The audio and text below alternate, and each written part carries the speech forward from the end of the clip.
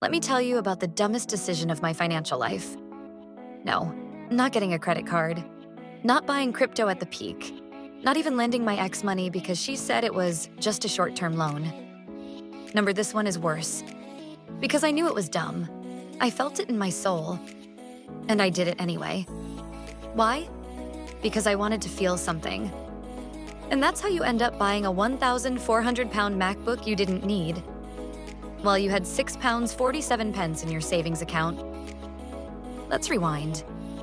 It was 2021, lockdown era. The world was falling apart.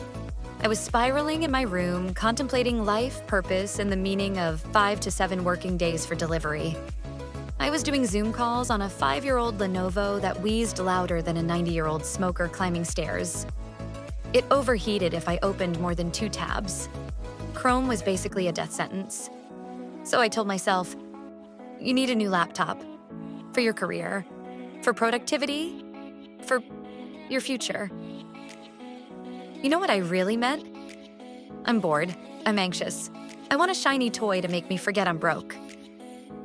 So I walked into that Apple store like I was Drake. Did I ask for student discount? Number. Did I ask for a payment plan I could actually afford? Number, I took that slick silver MacBook Pro and tapped my credit card like I was about to change the world. I felt powerful. For 10 minutes. Then came the shame. Then the email. Your statement is ready. Then the repayment plan that laughed in my face every single month. Let's break this down.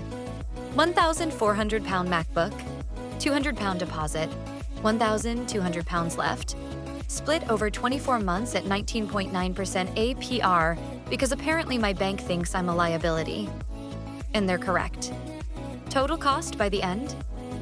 Over 1,600 pounds for a laptop that I used to binge Netflix and pretend to edit spreadsheets.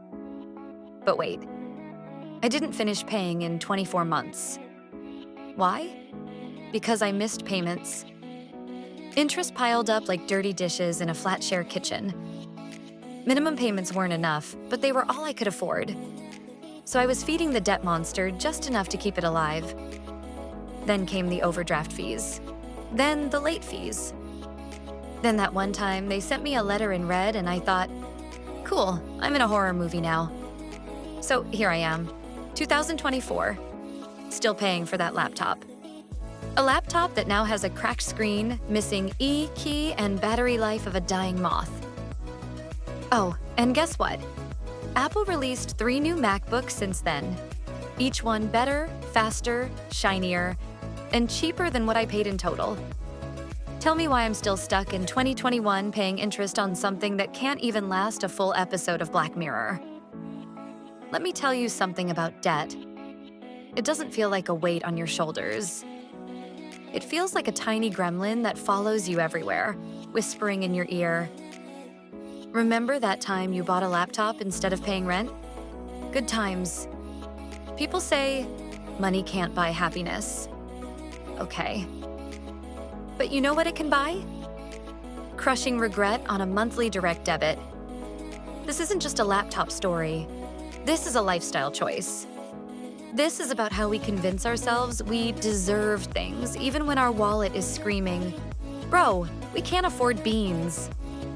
I was working a customer service job making 1,500 pounds a month after tax.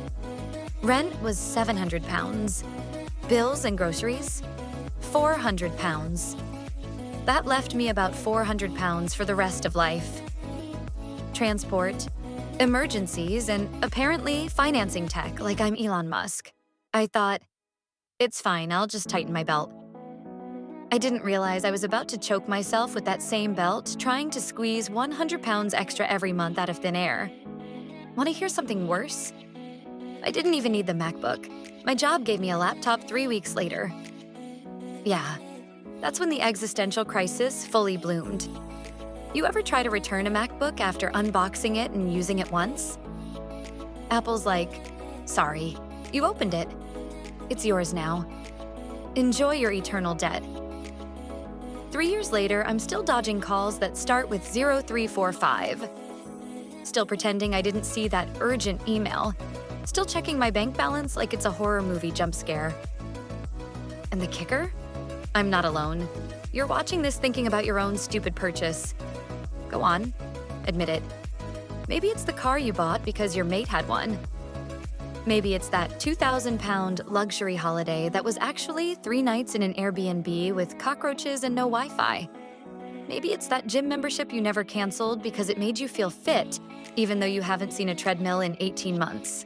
We've all been there, spending money we don't have, to impress people we don't like, for stuff we don't need. It's financial self-sabotage, but with glitter and packaging. Here's the thing no one tells you about debt. It ages you. Spiritually, physically, emotionally. I used to sleep 8 hours a night. Now I wake up at 3 a.m. thinking about compound interest. I used to drink coffee for the taste. Now I drink it because budgeting makes me tired. I used to smile when I saw the postman. Now I duck behind the sofa in case it's a final notice from a company I forgot I owed. You think money problems are about numbers? Nah, they're about feelings, shame, anxiety. That awful moment when you tap your card and the machine beeps too long. Now, here's what's really messed up. You'd think I learned my lesson. You'd think I became a budgeting wizard and turned my life around. Nope. I went on to finance a new phone a year later. Why? Because my iPhone 8 started glitching and I convinced myself I couldn't survive without Face ID. Let me be honest, I didn't want to be financially smart. I wanted to feel like I wasn't poor, even if it was fake. I didn't need new tech. I needed therapy. But therapy was 60 pounds a session and Klarna doesn't do mental health. Here's the bitter truth. We don't just buy things. We buy stories. This outfit will make me confident. This gadget will make me productive. This car will make me successful. What we're really buying is hope. And sometimes, hope is hella expensive. You want to know the real tragedy? I finally paid off the laptop last month. And guess what? It died. Just straight up died. Right after I made the final payment. 3 years. 1,600 pounds. And now it's a glorified paperweight. That's when I broke down laughing. Like the kind of laugh that's 80% despair. 20%, what even is life? So yeah, that one purchase I'm still paying for wasn't just about money. It was about how broke people like me try to feel rich for a moment and end up poorer for years. But here's what I know now. You can't spend your way out of misery. You can't finance your way into self-worth. And you definitely can't buy peace of mind with monthly installments. You know what actually changed my financial life? Sitting down, looking at the numbers, crying a little, and then making a brutally honest plan.